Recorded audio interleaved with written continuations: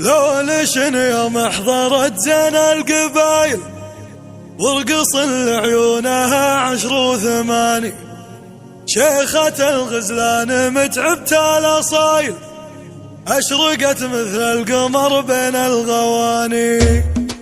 اقبلت عروسنا والشك زايد بالبخور وبالعطور وبالتهاني جاتهم شيخات بختر والتمايل كل خطوة في شموخ وفي تفاني. لو لشن يوم حضرت زين القبايل ورقص لعيونها 10 و8 شيخة الغزلان متعبت الاصايل اشرقت مثل القمر بين الغواني.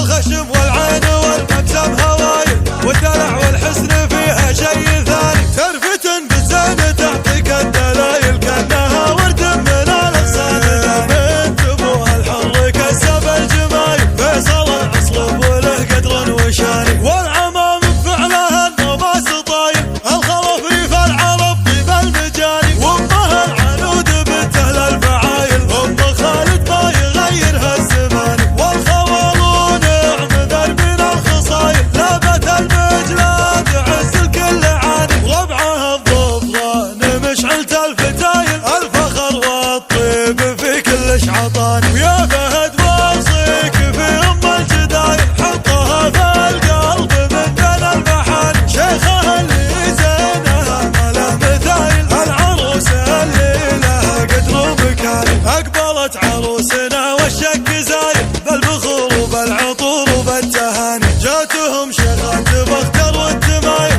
كل خطوة في شموخ وفي تفاني. لو لشن يوم حضرت زين القبايل ورقص لعيونها 10 و8 شيخة الغزلان متعبت الاصايل اشرقت مثل القمر بين الغواني. الخشم والعين والمبسم هوايل والدلع والحسن فيها شيء ثاني ترفتن بالزين تعطيك الدلايل كانها ورد من الاغصان.